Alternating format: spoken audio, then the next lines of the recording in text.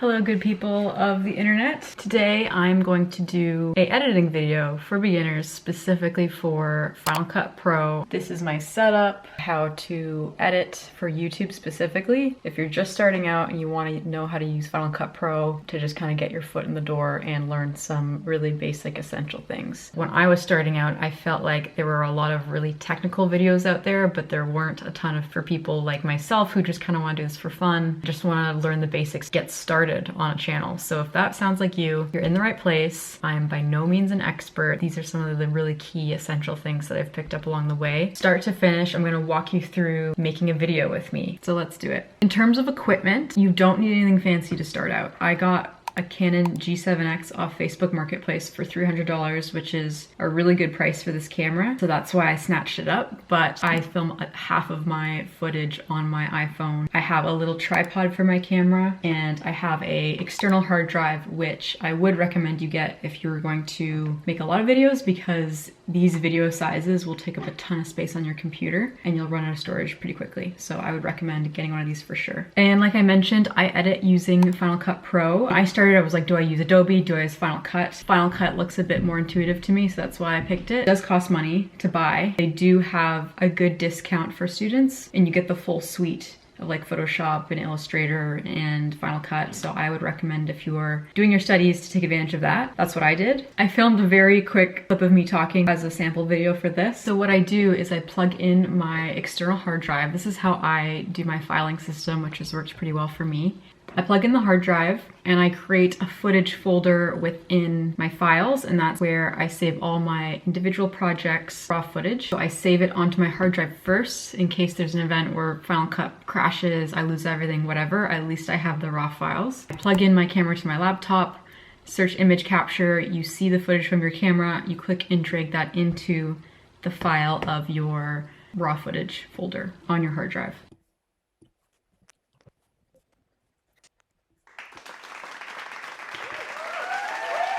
To explain the basics of the filing system and how Final Cut Pro does it, goes library, event, project. Library is kind of your media folder. Your library hosts all your projects, all your footage that you import. Within your library is your events, and these are kind of subfolders, and these events will hold your projects. Personally, for me, everything's under one library, and then I make different events for each project typically. So to load the footage that you just filmed, you're going to go to File, Import Media, and you'll show your hard drive that's plugged in, or if you're storing the files on your local desktop, it'll show that. And then I just go to my footage folder and I find the folder I made for this, testing, 1, 2, 3, and I'll highlight these two clips. And you can say add to existing event if you want to add it to a subfolder that you've already created. I'm going to create a new event for it called testing video,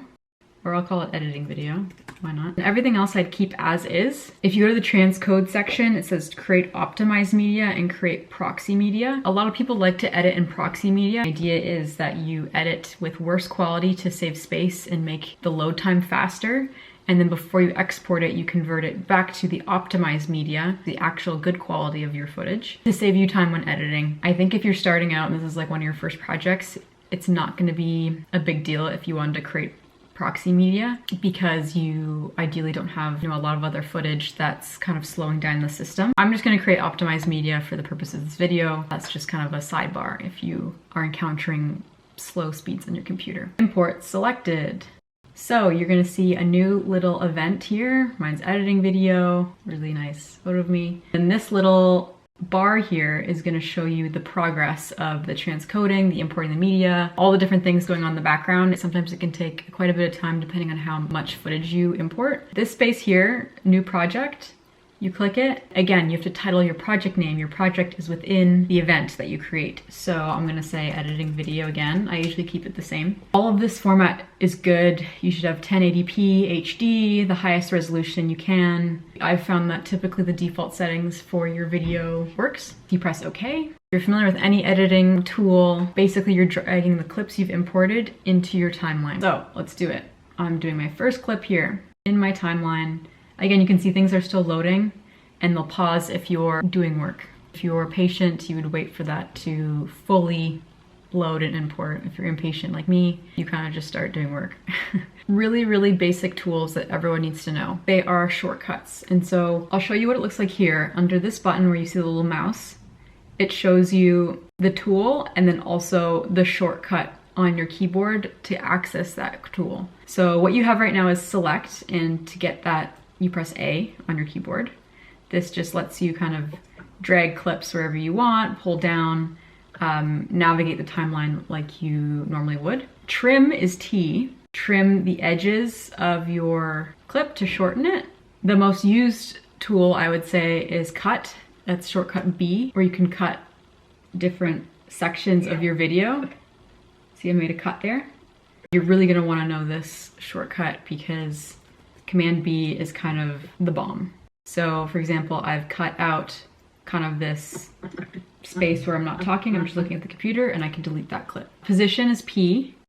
Position, you can like move this clip all the way down and this is all empty space. You can position the clip wherever you want. Range selection, you can click a range of a video within the clip and you can adjust the volume, for example, for just that range, add effects for just that range, etc. Zoom, you're able to, if you're just using your laptop keypad, you can just go like whoop whoop on your keypad and it zooms in, and then if you can zoom out as well. There's copy and paste, Control C, Control V. Control Z is to undo something, just like you would in like a Word document. So those are kind of the basic tools. The shortcuts take time to remember, but once you have them down pat, it's really, really helpful. Okay, so kind of my first thing when I start editing, I pull everything into the timeline, or clip by clip into the timeline, and I use the trusty blade tool to cut all of the spaces in the footage that maybe I'm pausing in my speech or I've mumbled.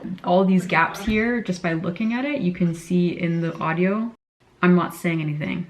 So that can be cut. For example, here I'm gonna use the trim tool by just dragging the edge of the footage, and I'm gonna go all the way to where I start talking. I'm then gonna go right where my speech ends here, Command B, to the edge of where I start talking, Command B, and then delete. Hello, good people of the internet. Today I'm going to do, again, same thing. The space bar, by the way, on your keyboard is pause. So I just go through and I cut anywhere that I'm mumbling. And you can just, again, visually see this through the audio breaks in the waveforms. Once you have gone through your timeline and cut down your clip to what you want, you can try to play around with effects. You find the effects in the right-hand corner of Final Cut Pro, and they have a bunch of good effects you can use already. There are tons of plugins out there if you don't find what you're looking for that you can download or pay for to input here, but I've just used what they have. I really like the film ones if you want a more vintagey vibe, and if this looks too intense for you, you can adjust the intensity of the effect. To apply effect, you just pick the one you want and drag it onto the clip. Then in here, this little film icon. Hi, sorry my camera died and I of course forgot to bring the charger. So we're going off of my Mac camera and audio. We had to pivot. Anyway, so I've added the effect to this clip. You'll see the aged film is here, and I can adjust the amount of grain amount of the effect I wanna do. I like that. You could do style. There's iMovie grain versus realistic grain, whatever that means. You can adjust the scratches, the dust, make it look really filmy, the jitter of the dust. Hello, good people of the internet. And if you don't like the effect that you've applied, this is highlighted, you click on it, and you just do delete, and it's gone. You can also, you know, God, this effect is bad. But just for purposes of showing you, you can uncheck the effect and see the before and after, but I'm gonna delete that. There's also effects for audio. Hello, good people of the internet. So again, same thing applies. You just drag it on, oops, here. To adjust that, you go to your audio button here, you scroll down, you'll see the effect, and you can apply it just a wee bit. Hello, good people of the internet. It sounds like ass, so I'm gonna delete that. Anyway, that's your effects. Transitions, that's the little triangle sign there to the right of it. I personally use transitions more than effects. I think you'll probably find the same thing if you're just starting out. Some of my favorite are just the simple cross dissolve. So same thing, you're able to preview the clip, what the effect is, but you drag it over 2 clips and you're able to see a editing video. That. You can also pull these transitions outward if you want it to last really long, or more inward if you want it to be more quick.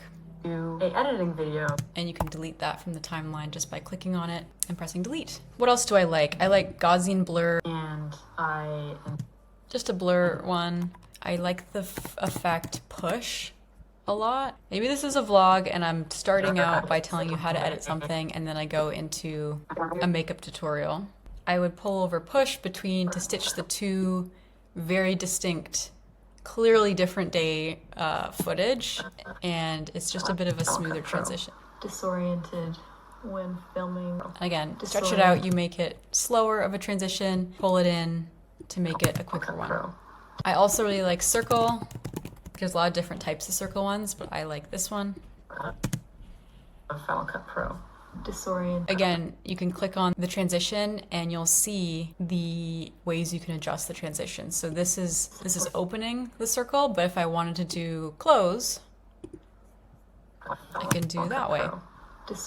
You can, feather the edges. You can do a whole lot of things with transitions. Definitely play around with them. They really add a lot to your video. I'm gonna move over to talking about titles, because you could also apply effects and transitions to titles. So if you go to this section here, T, you're gonna see titles and generators. You have a bunch of template titles that you can, again, click and drag onto the timeline, and a lot of them are animated, which is fun. Personally, I like to just search custom, drag onto the timeline, and it lets me do whatever I want with it. I don't really love the animated look.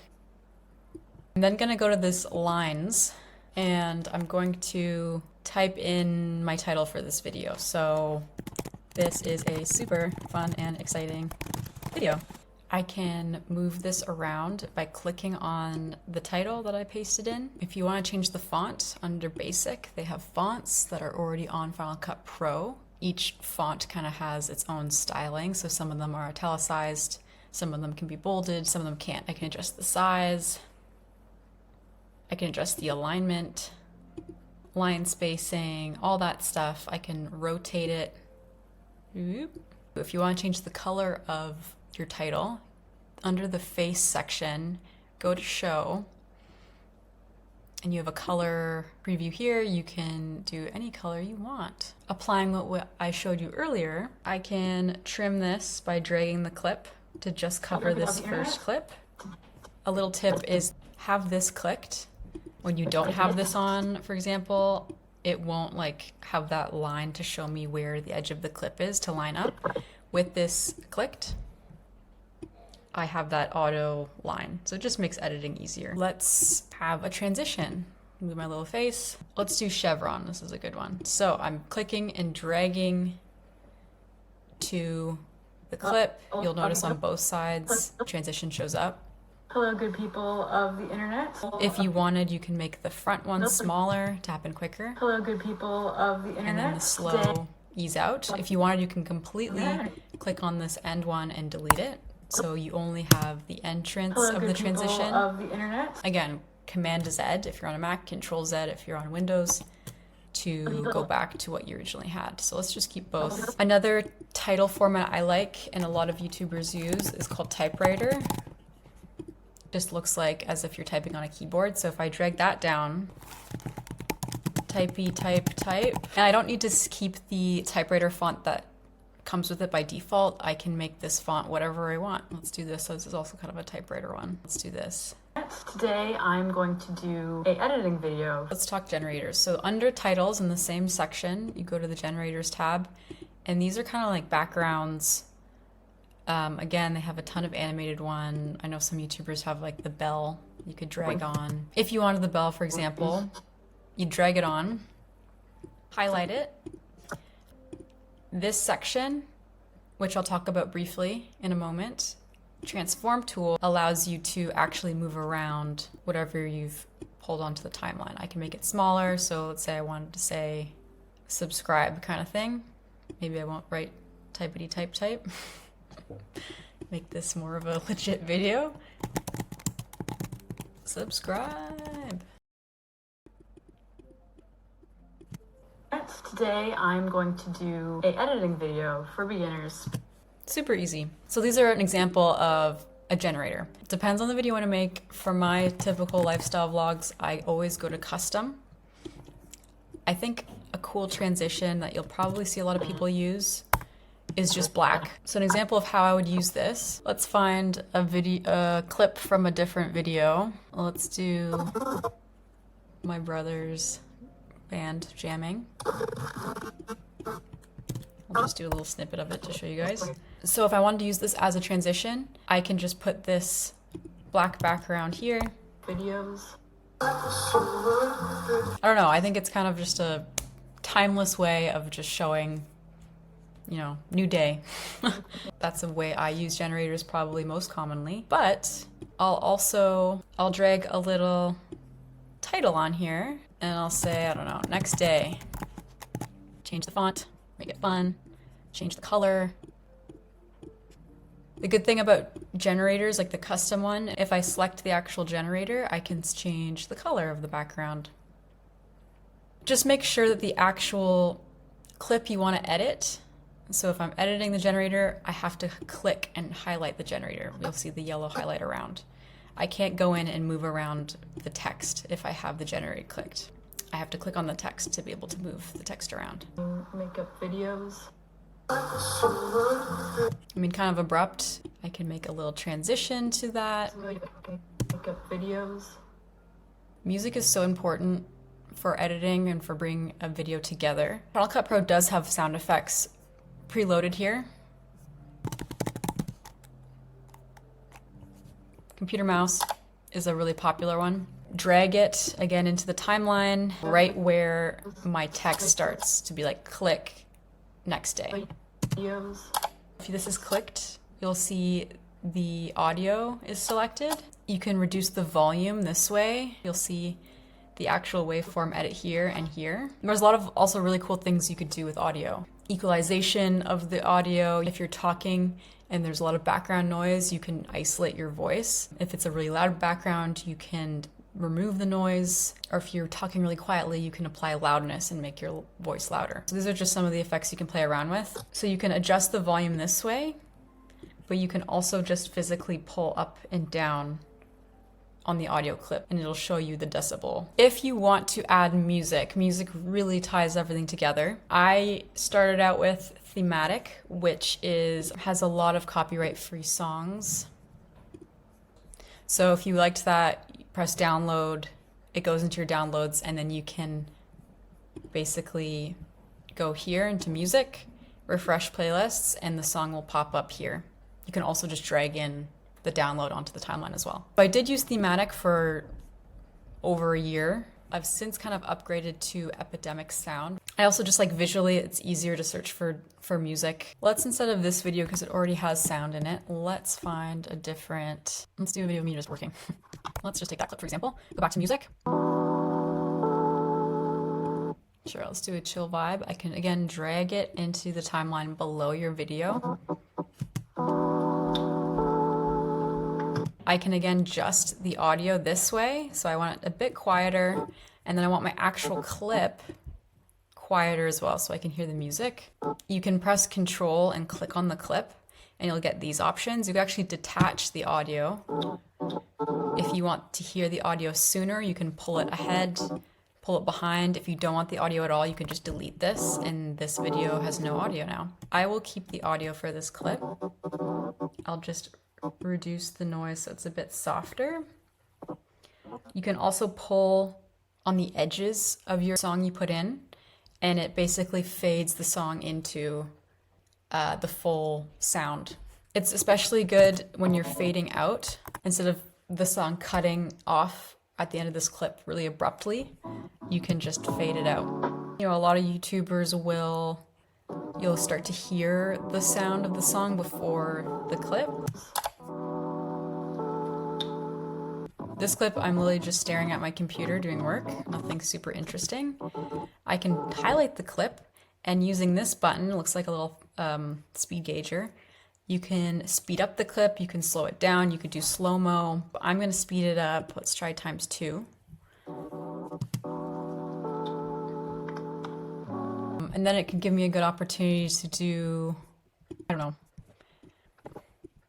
Let's say I wanted to do this clip to make it a bit more of a dynamic thing to watch, but I don't want to hear myself speaking for whatever reason. Detach audio, delete. And then I also want this to be sped up. But that's just an example of how you could use audio over multiple clips and then fade in and out. Kind of the basics to audio. If you do want to get a bit fancy with your audio, I don't think this is necessarily beginner, like essential, but if you press R on your keyboard, you get the range. I can select a range of the audio. Let's say I want this piece of the song that I've pasted to be louder for that particular moment. I'll select this range by just clicking and dragging with R selected, and I can raise the volume for that. And it basically creates keyframes, which I can talk about in a moment, but keyframes basically help you animate something. You can see here,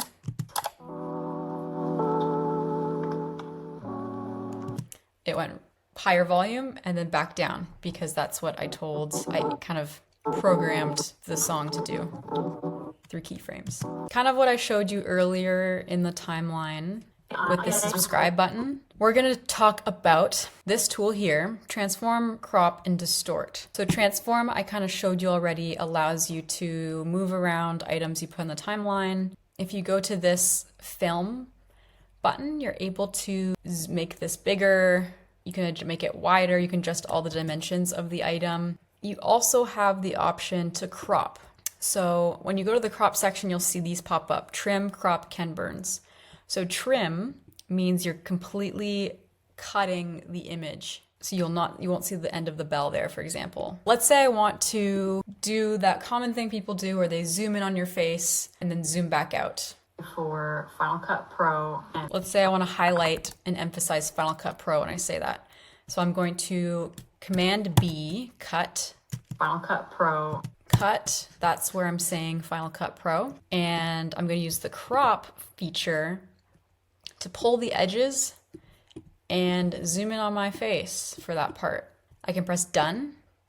And so for that clip, it's going to zoom in Final Cut Pro and then zoom back out. For Final Cut Pro and for editing. Instead of using crop, I can also use a scale all feature within transform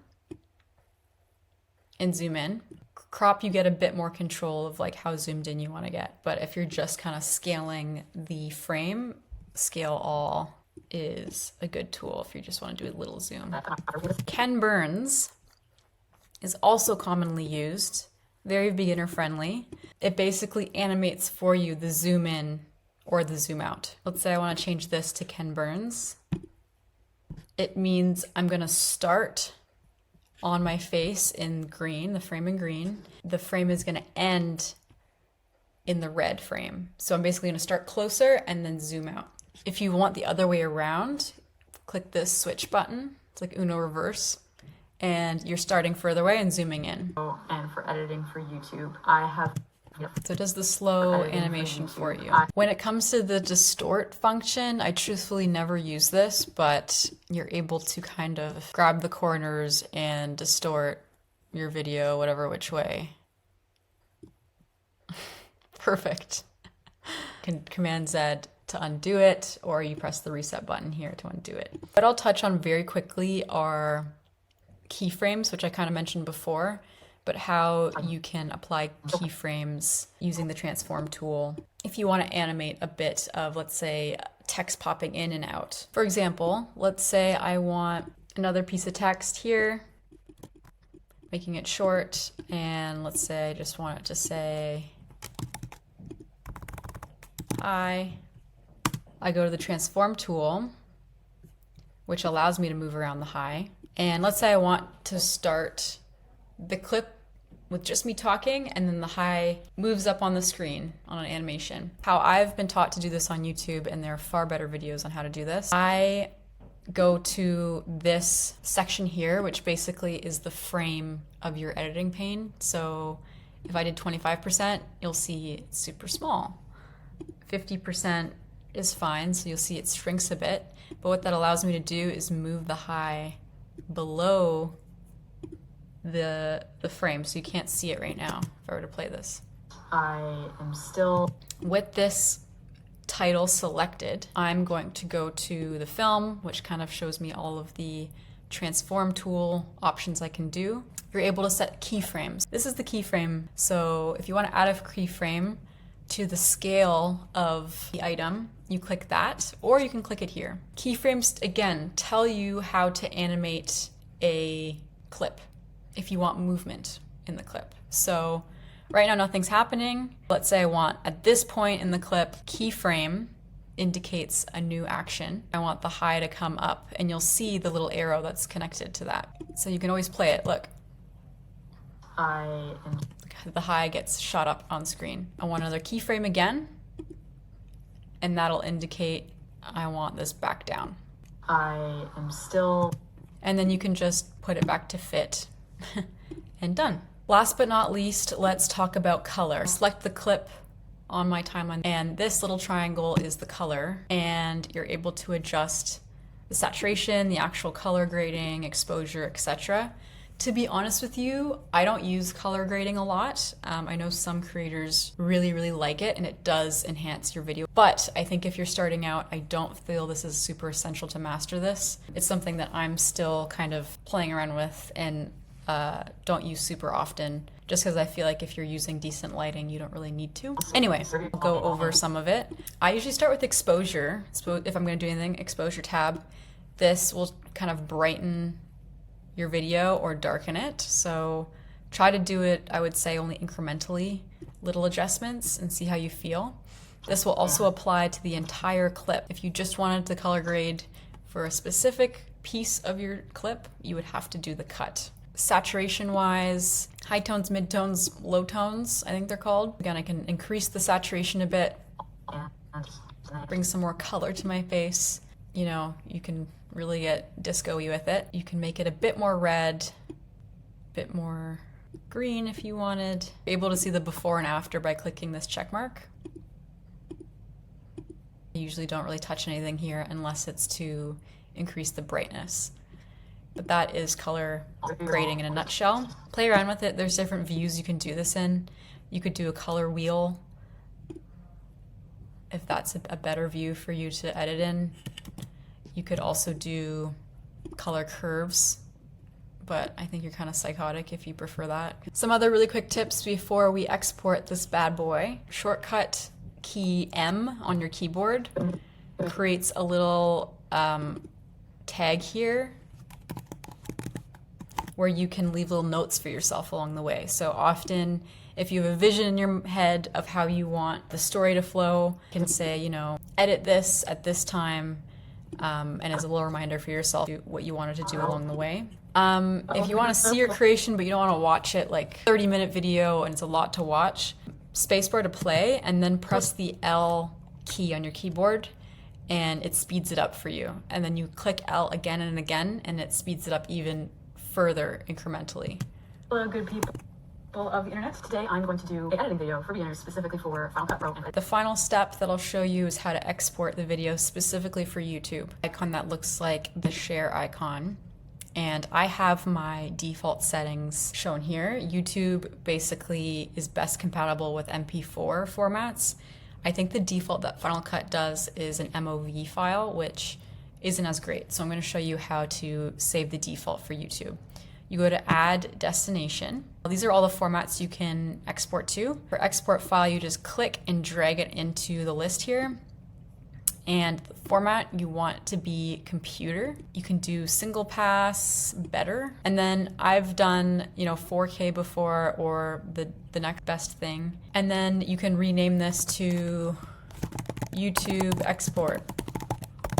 And so once you exit out of that, once you go to export the video, You'll see that in your list, and all the settings are saved.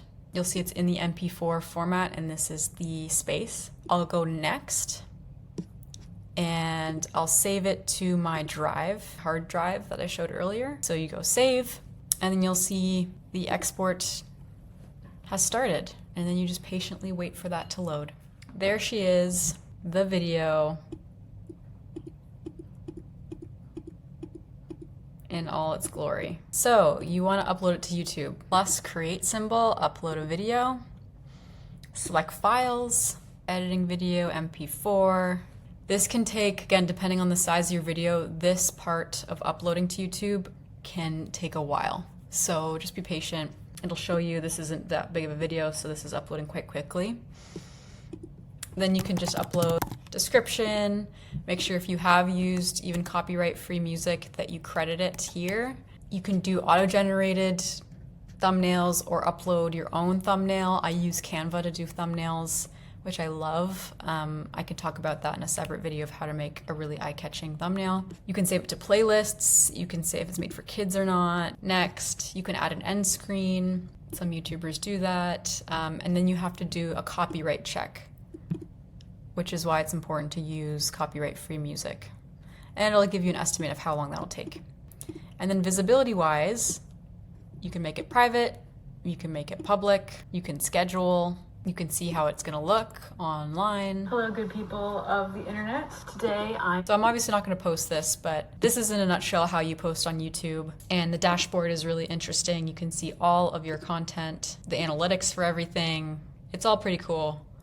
Again, I can talk about that in a different video. I find it pretty fascinating. Thank you so much for watching this really beginner Final Cut Pro tutorial. It's very high level on some of the key things that I think are important to learn. I'm thinking of doing more of these videos if it's helpful. Specifically, I have a thought to do zeroing in on the really key YouTuber edits that a lot of people do, and some tips with getting started on YouTube and growing your channel. Again, I am only at like 1,000 subscribers, so I'm a very small starting out. I make zero money from any of this, but sometimes I feel like it is helpful to learn from someone who is a beginner almost. I think the bigger you get, the more you forget about some of the things you commonly struggled with starting out, and yeah, we can exchange notes. We can teach each other. Okay.